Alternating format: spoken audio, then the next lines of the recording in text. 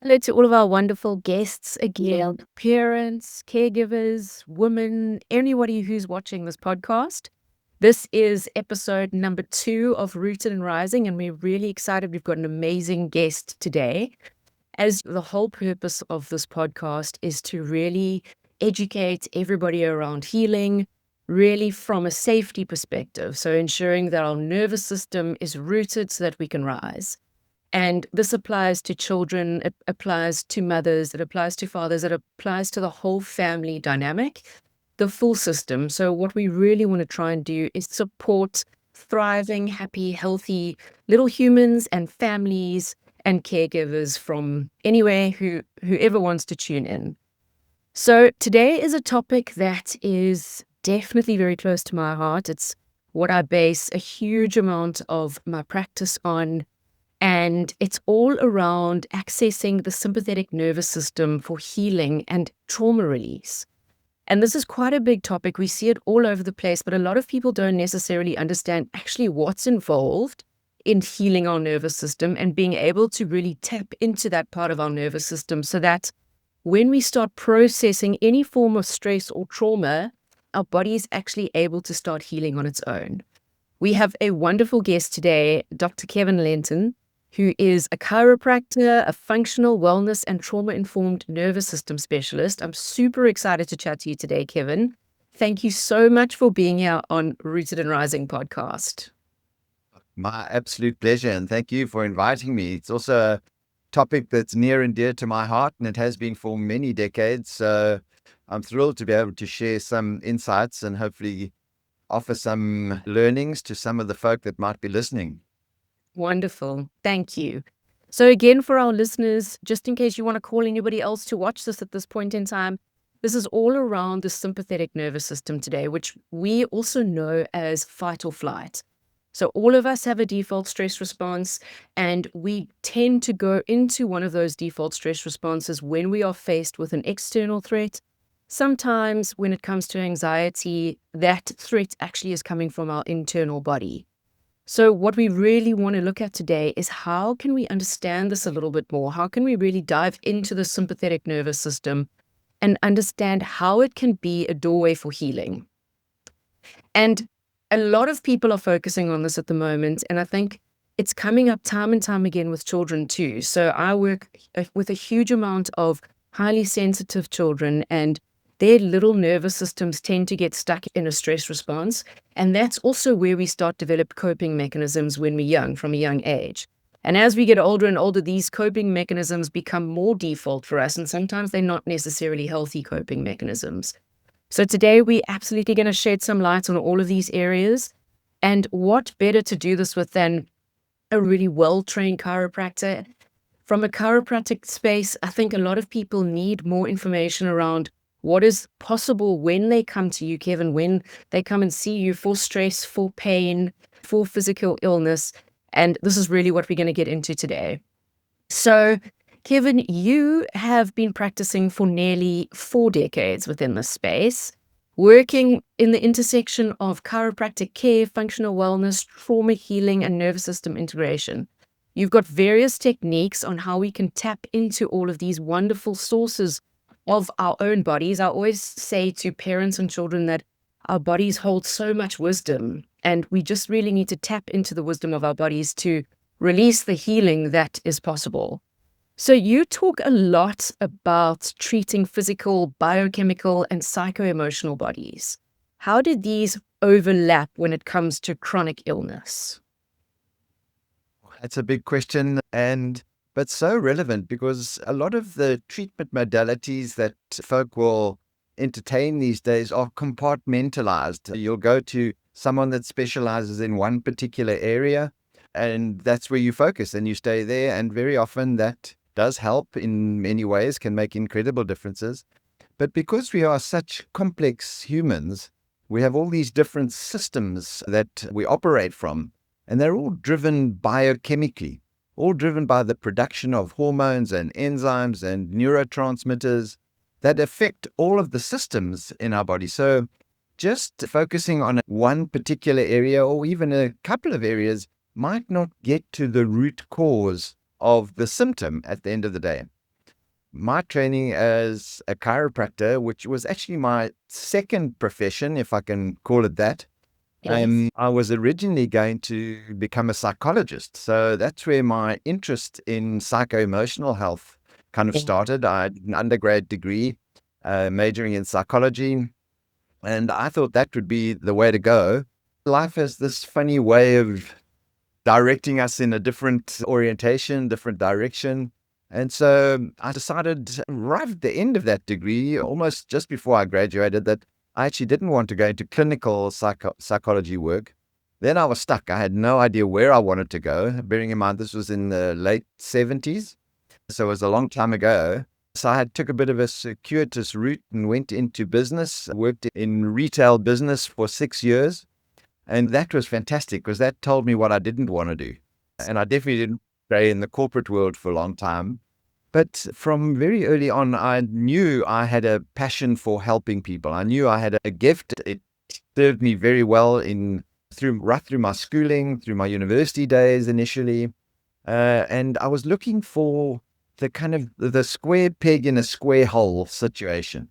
Yeah. That I was a round peg in a square hole. I just wasn't quite fitting until I found out about chiropractic way back in the 70s and realized how integrated the chiropractic profession really was.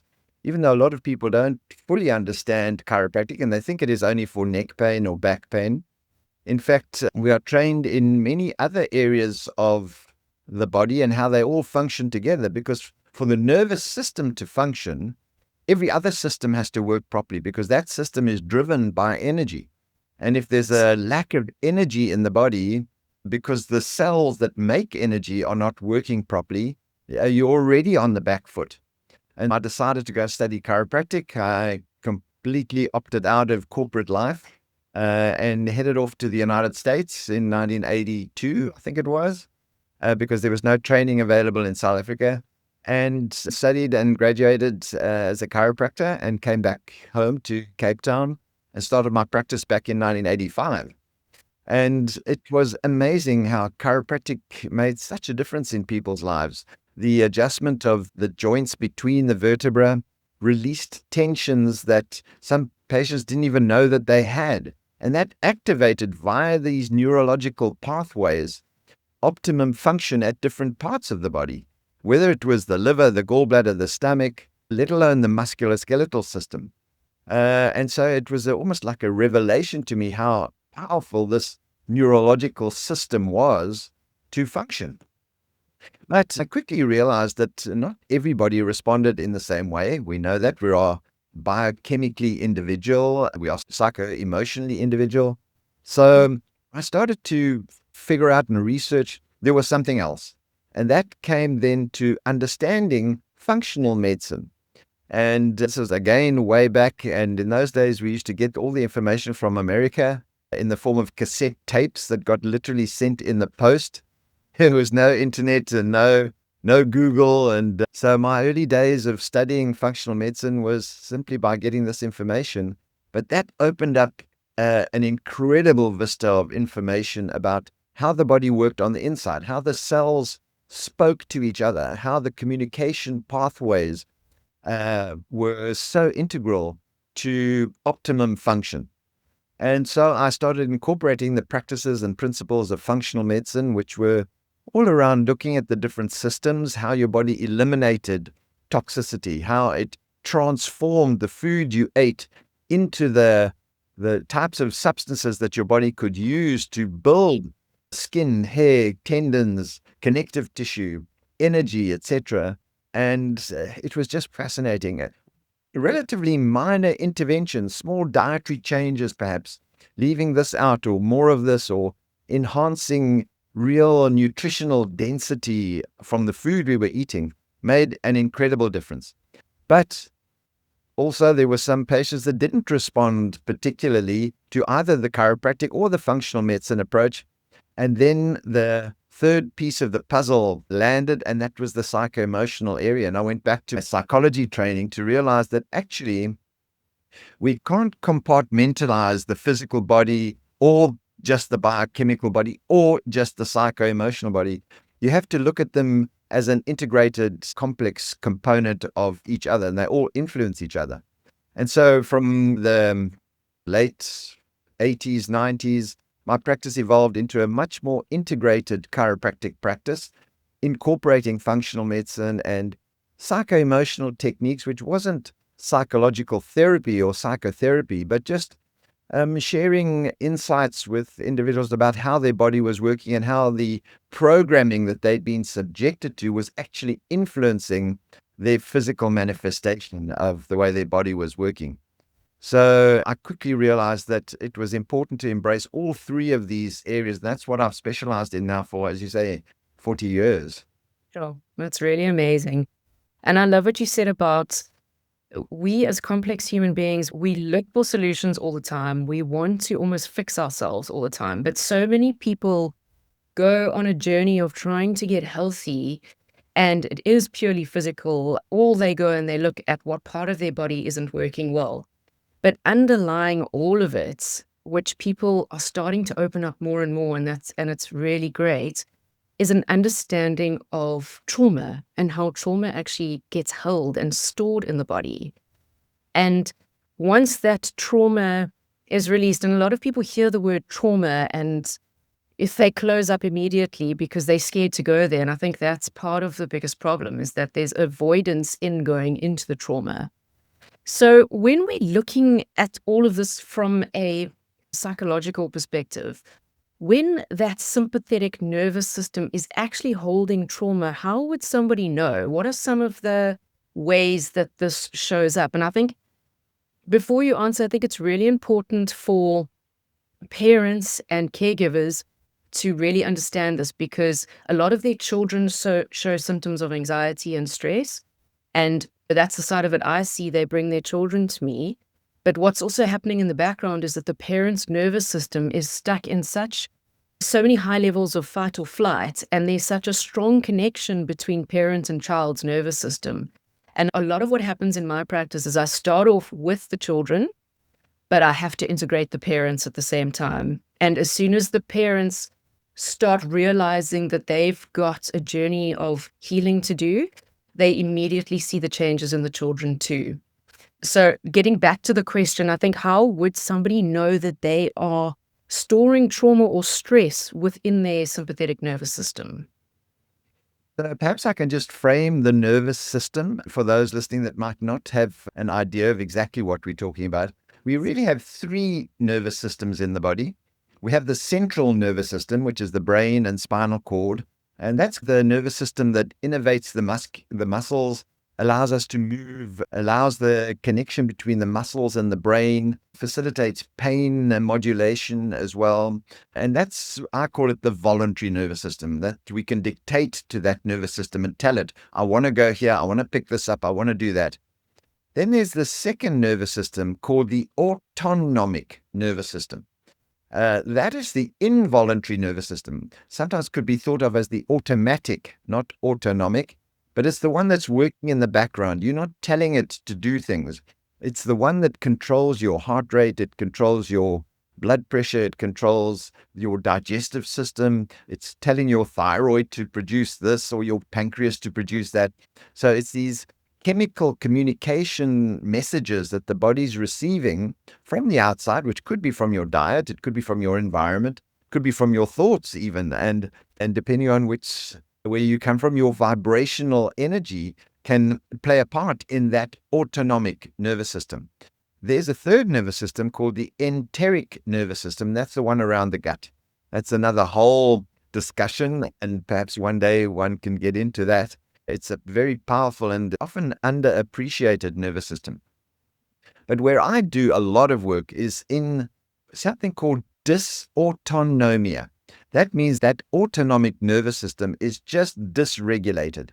It's not functioning optimally. And we know that by the fact that in that autonomic nervous system are two divisions, the sympathetic division, which you've mentioned, and that is typically thought of as the flight or fight. And then there's the parasympathetic, which is the opposite of that. It's often referred to as the rest and digest. Now, they're always in a little bit of flux, but the flux should be relatively minor. At certain times, we should be resting and digesting more. And at other times, we should be more activated when we're busy and we're running and we're doing things and we're managing life. And that's the sympathetic nervous system. Now, just as a little bit of background, that nervous system originated thousands of years ago when the little cavemen had to go hunting, and they had to hunt for a big dinosaur. They had a little bow and arrow, and they needed something to supercharge them, to give them superpower to manage this, which could be potentially a very dangerous situation. And that's how adrenaline was formed.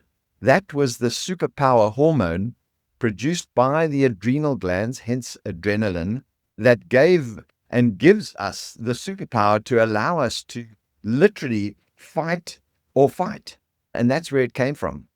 And there are times when we do need to do that. If you're being chased by a dog that's out to chew your leg off, you need to climb up that tree very quickly, and adrenaline is what will allow you to do that. However, our day-to-day activities are not driven by that amount of fear and the emergency situation. However, life has become quite demanding in many ways. We're busy from the moment our little eyes open up until the moment we go to sleep. So this sympathetic nervous system is activated all the time, not in flight or fight as such. It's a diluted version of flight or fight. It's activating the same kind of things that would happen when you are flying or fighting, but not to the same level. So you can't just walk out of your room and go and climb up that tree as you would if a dog were chasing you.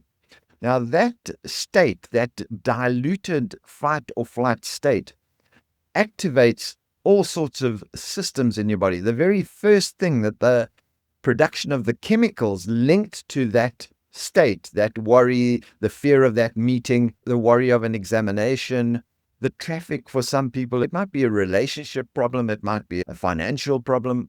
That the very first thing that those chemicals do is that they talk back. Remember, they're all chemical messenger substances. They're communicating to different systems in the body, and they'll say to the muscular system, tense up, protect me. I'm being bombarded by life, by worry, fear, anxiety. And so that's what chiropractors live on, basically. People coming in with neck pain, back pain, tension that are causing headaches, all that sort of thing. That's the musculoskeletal system that's being told, protect me. Then, of course, it will activate the cardiovascular system because it says, now these muscles need some blood, they need nutrients, they need oxygen. So make the heart go a bit faster to send all of this information and blood and nutrients to the muscles so we can see increased heart rate. You can feel palpitations. And of course, bearing in mind that the state can be going on 24 hours a day, even when you are sleeping, and every day of the year.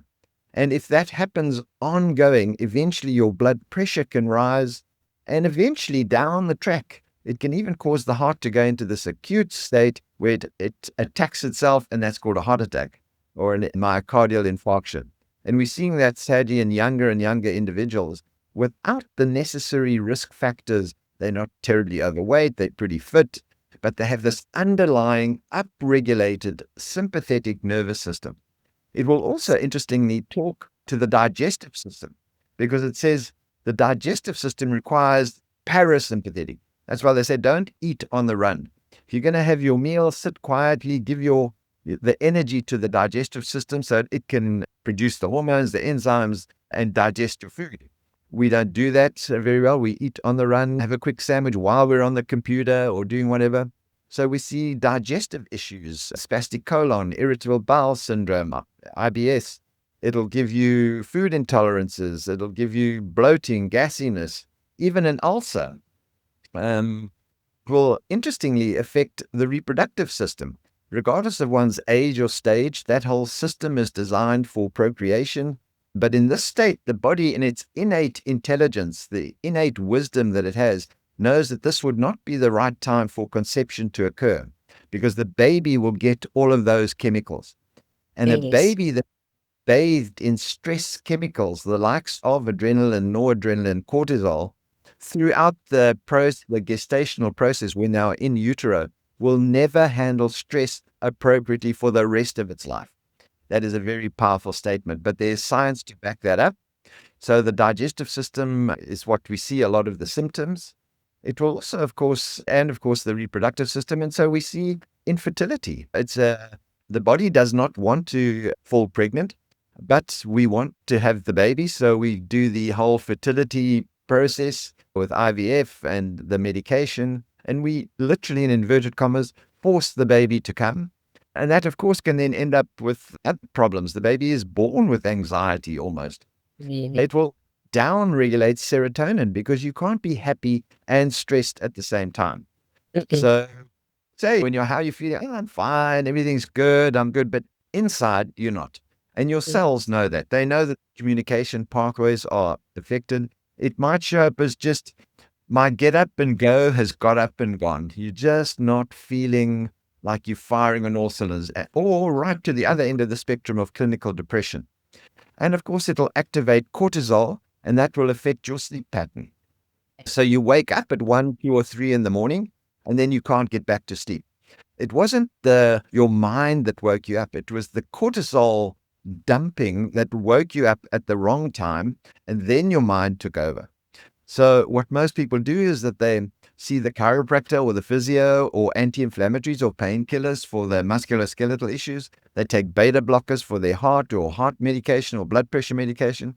They'll take some kind of PPI or reflux control medication for their reflux or IBS. They'll take a hormone pill of some kind to modulate the hormonal and reproductive system. They'll take an antidepressant and a sleeping pill. When in fact, we need to get back up into the frontal cortex, which is where the programming, and I think we're going to get into this more now, that's where the trauma sits.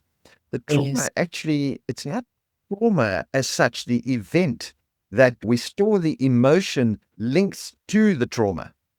And that is the key. And there's only one place that gets stored, and that's in the brain, in the frontal cortex of the brain.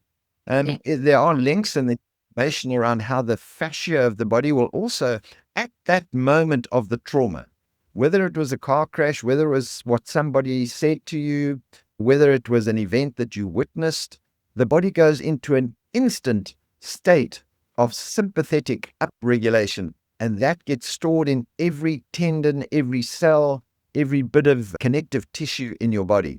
That's why physical work like massage sometimes, or chiropractic, or deep fascial release can have such an amazing effect and help to improve the way the body works. But quite often it doesn't resolve it completely until you get back into the frontal cortex and activate the reprogramming processes. That's perhaps a very long-winded answer to your question, but it's amazing because what you've said there is everybody has an element of what you've spoken about. And so many people, like we said earlier, so many people get stuck in this loop of going to so many different specialists to try and uncover where the problem is. But the underlying stresses that we're all exposed to today, and I think a lot of people say, how do I just take it away? But you can't take stress away. We are going to be exposed to stress. We're going to be exposed to life circumstances that aren't easy. Children are going to go to school and they're going to be exposed to stress. So it's important, I think, that the answer is not to just remove the stress, but to almost support our bodies in building up more of a tolerance to the stress. And we do that through practices and how we manage that. And I think when you see people, it's probably the first time that they are realizing how much stress that their body is under. So they've got these aches and pains, but they come to you and all of a sudden their whole world is opened up to, oh my word, I've been holding this for so long. And then I suppose it's the next stage is everyone looks at you and says, but now what? What do we do about that? So you use techniques and modalities such as kinesiology, EFT, and some other techniques that really help to uncover or really get into that trauma. Can you explain a little bit more of what those techniques involve? Yeah, sure.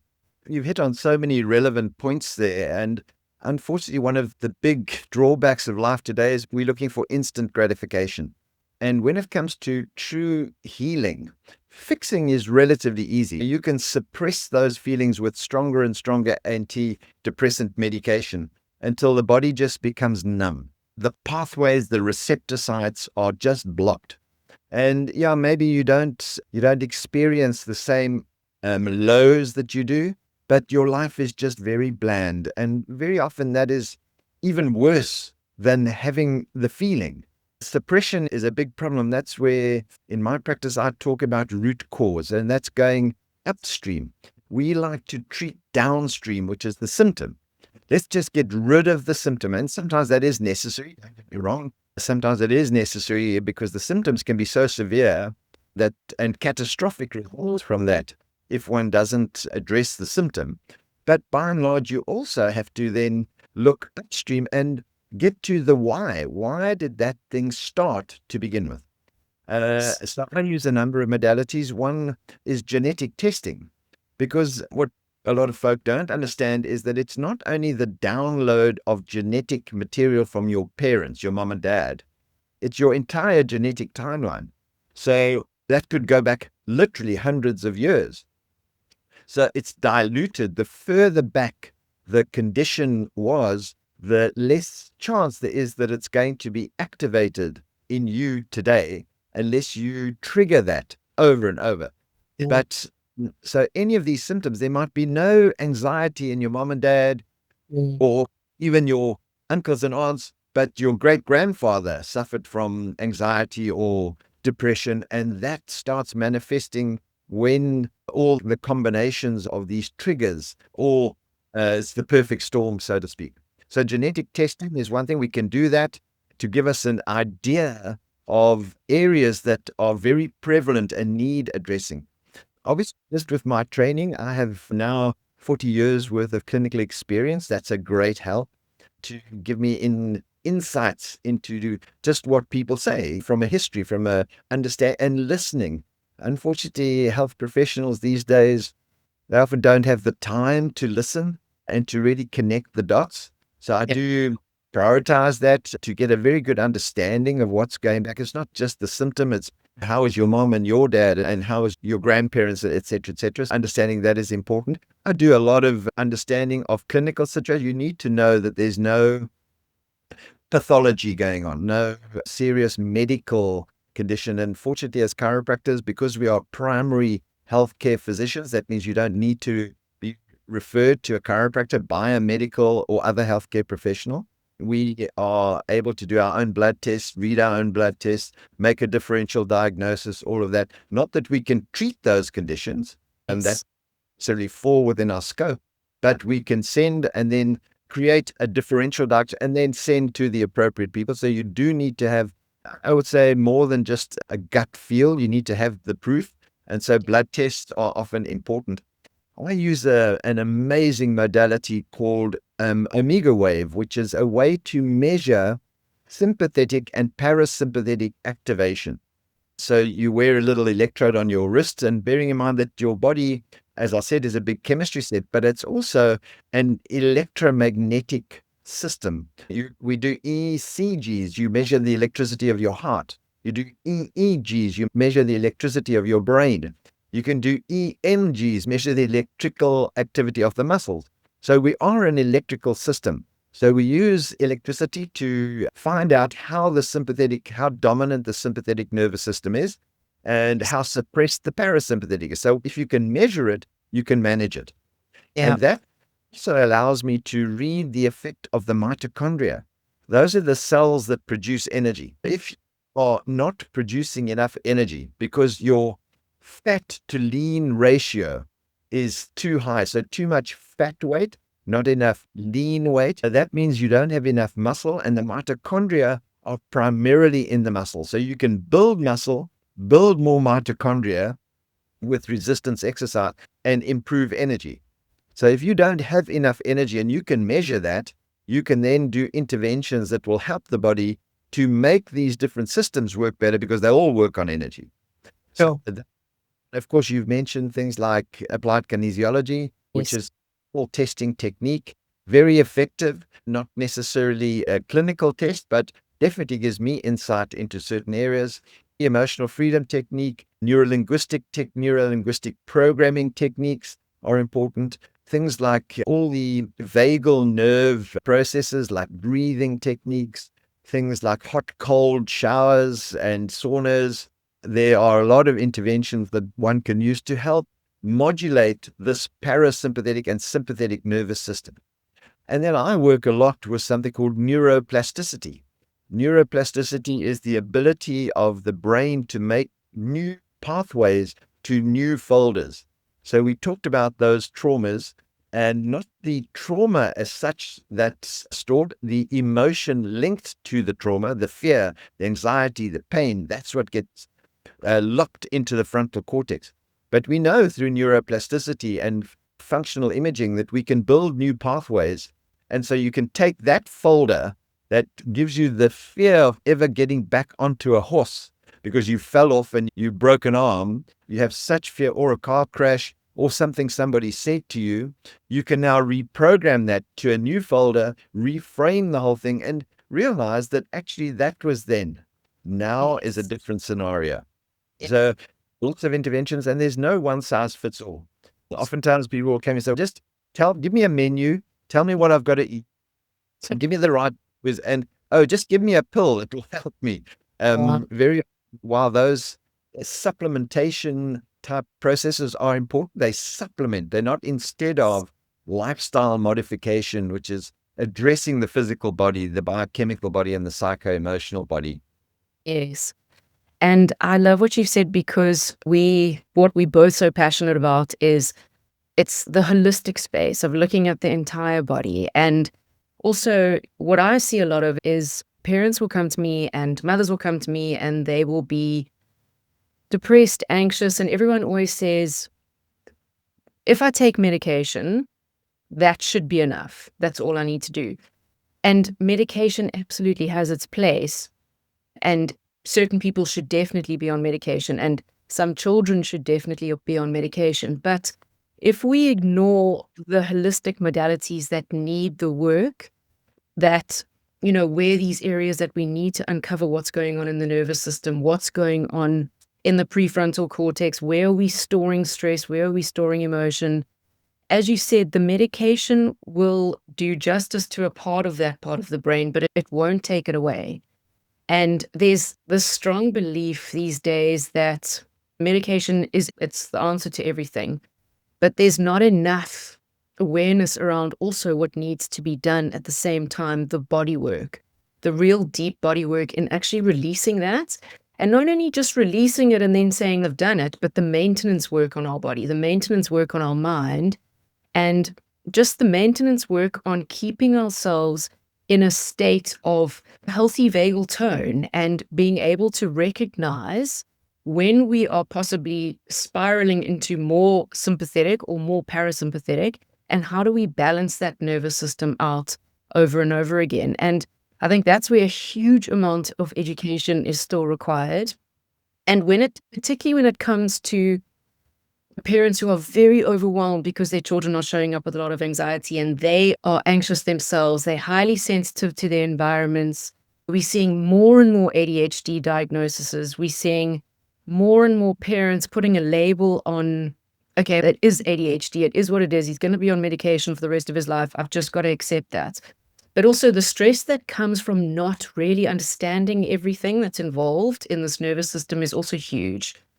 So when it comes to all of this that we're talking about, from your experience, if we go into emotional connection, and how does a parent's emotional connection then influence the ability of the child's capability on healing through this journey of anxiety as well?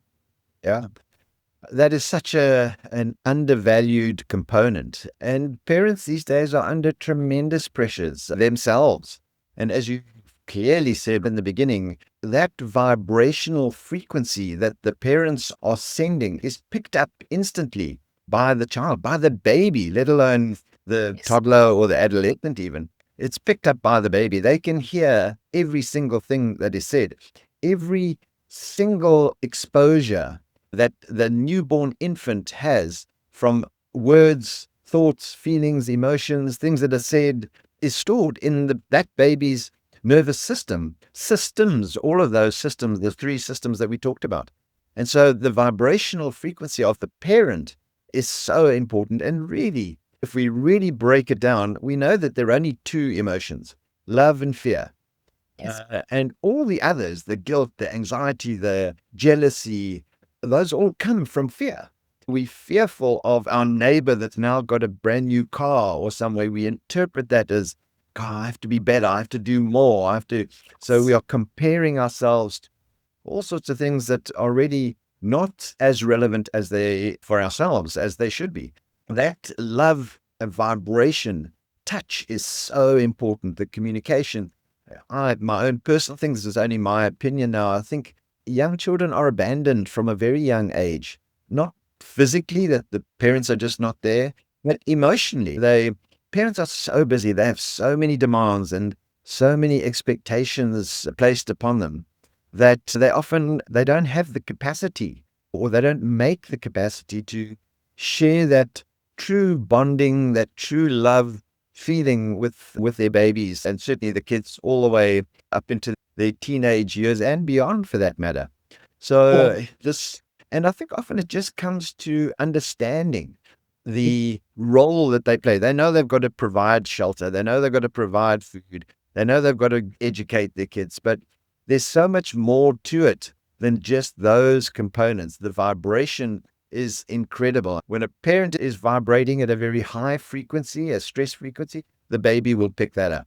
And if it's adolescent, for that matter, will pick that up. And that will have an effect. It might not show up on a physical level, but it's having a cellular effect and activating that sympathetic nervous system. So it's really important that parents realize that they need to do the work on themselves, and they need to activate primarily the parasympathetic nervous system. We often, as I said, we're looking for the magic bullet, the pill, the supplement that'll just fix it. But there are 3 vitamins that nobody has ever heard of that are absolutely critical to optimum functioning. Number 1 is vitamin J. Have you ever heard of vitamin J? Yeah, it's called joy. It's Amazing. joy and fun, and making that a ritual that starts right from the very moment you wake up. The other one is vitamin P, another one that not many people have heard, but that's vitamin play. We need to play. Just kids, when they're little ones, they're playing with little trucks and trains and dolls and whatever it is. They're just having fun. And that's what we're missing, is just playfulness and that connection to that. And the final one often that is really misunderstood, because we're in this sympathetic dominance, is vitamin Q, which is vitamin quiet. Sometimes I guess we just need to down-regulate, to decompress, just sit together, just sit. If it's just, I don't know, holding hands, just cuddling, just feeling that connection. You don't have to be doing. I think we are today more human doings than we are human beings. We feel, if we sit and just chill, that we feel guilty. And so as soon as we feel guilty, that's an emotion that activates the sympathetic nervous system. Oh, I've got to be doing something. I better do this. And yes, sometimes we do need to be busy. We do need to do things. You can't just switch off life. But those 3 components are so important to vibrating and creating that unit within a family. Yep. And I think, those 3 components that you've spoken about is everything that goes into co-regulation between parent and child. And so many parents ask, when my child is dysregulated, when they're having a meltdown, and we're seeing more and more children who are in the dysregulated space at the moment. And it's such a common question. What can I do? What does my child need in that moment? How do I manage this? And it's not simple, but just the act of co-regulation, which is everything you've just spoken about, is you don't need to necessarily say anything to your child. You just need to be present with them. You can sit next to them in close proximity, hold a hand, not necessarily say anything, not try and fix the situation. Just be with them in that moment, and be quiet in that moment, because in that quietness, again, the connection between the nervous system, the adult often will lead the way for the child's nervous system to start regulating too. But it's really in that space of quietness and presence and almost just sitting together and watching how that emotional connection, how that electrical charge, how that human just contact with each other has so much magic and so much power. And we also, as humans, we overlook that because we look at that and we go, it can't be that simple. But it actually is that simple when it comes to parenting. It really is. But we don't get into that space enough as parents. I think one of the things that needs more attention is nutrition. These days, we well know that nutrition, or many of the foods that children are eating, have anti-nutrients in them. They're far too high in sugars. They're far too high in processed components, additives, preservatives, and that messes with these biochemical communication pathways. And there's so many studies, and this is not just my opinion, this is researched in multiple different journals about the importance of nutrient-dense foods. Just one very simple, basic example is that serotonin, which is our happy chemical, we need lots of serotonin, but serotonin isn't produced just as serotonin. It comes from protein. It's from the proteins that we eat get broken down into amino acids. And those amino acids, a very specific one is called tryptophan. That is the precursor molecule that the body has to have to make serotonin. And all the molecules, whether it's dopamine that needs tyrosine, all of these have precursor molecules which all come from our diet. So if you have a young child that's eating the wrong things, too many fast foods, too many processed foods, for sure they will be more prone to these emotional outbursts.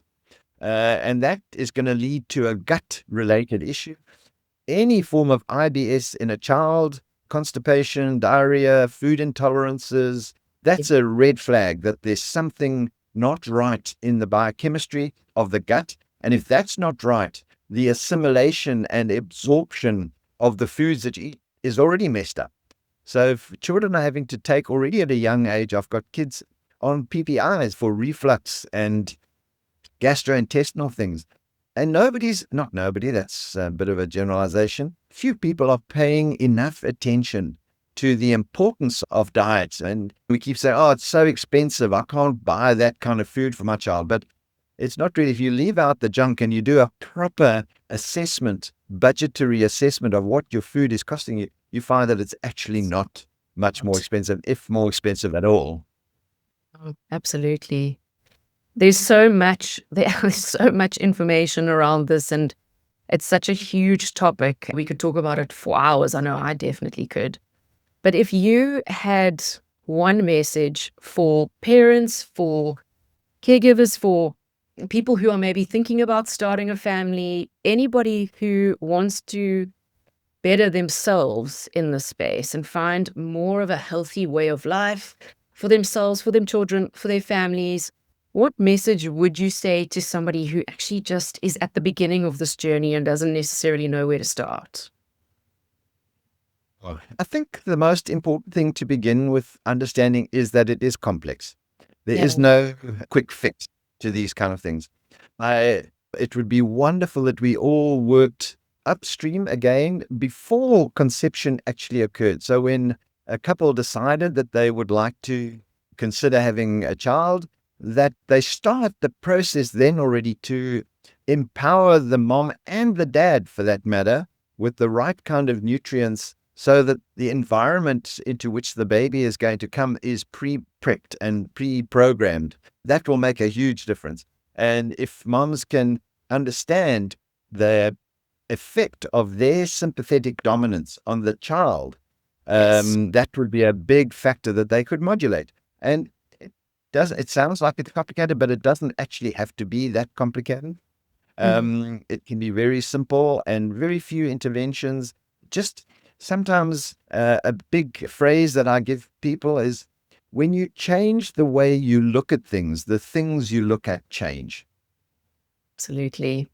Definitely. So just framing that whole thing will make a big difference. And I think the importance is to remember that it's in medicine as such doesn't know very much about health. Orthodox medicine, allopathic medicine. And know a Yes. lot of illness and sickness and disease and trauma, physical trauma, that sort of thing. But health is a whole different component. You have to work on a preventative basis. Yeah. So to have someone in your corner that works in that environment, more from a preventative standpoint than a treatment of symptoms standpoint, can make a big difference to setting the stage and making sure the water in the swimming pool is always beautiful and blue, not by throwing more chemicals into the pool, but by treating the filter to make sure that the Yes. filter is working properly, which is the biochemistry, the psycho-emotional component, the physical body, producing enough energy. If you can adopt that kind of overall approach, that what I call the triangle, the golden triangle, the physical body, the biochemical body, and the psycho-emotional body, that will go a long way to making things far more cohesive and optimal when you get into that space. Yeah. And I think that's so powerful. When it comes to healing, we talk about healing all the time, but the healing journey actually starts before you get into a place where everything goes wrong and you hit a bump, and then you want to start working on it immediately. But the healing journey really starts at the very beginning. And that preventative approach it's amazing. And it's such a powerful outlook to have. No healing can happen without safety, but if we start instilling resources and rituals of safety in our lives in the beginning and from day one and all through the journey of different ages and stages, and particularly for children as well, we won't have to get to that road bump at the end of the day. So I really want to thank you, Kevin. There's so much information here, and we could carry on talking for another 2 hours. Your wisdom into the body and the mind and just the chemicals and the cells in our body is amazing. I think to our audience, definitely get in touch with Kevin. I will link all of his details in the details below, and really get in touch. Let us know if you have any questions. I think this space is such a healthy space to open up discussion because, again, there's so many people that need this information, and sometimes they're scared to reach out and ask. Sometimes they don't have enough information. Sometimes they just need a little snippet to switch a light bulb off to go, actually, there it is. That's what I needed to hear today. So thank you, Kevin, for being with us. We really appreciate you here today. And to our audience, thank you for listening. Let us know if you have any questions. And again, all the contact details will be below. But thank you, Kevin. Thank you for joining us. Thank you so much, Shannon. Thank you for the opportunity. Really appreciate it. I'm more than happy to help and advise where I can.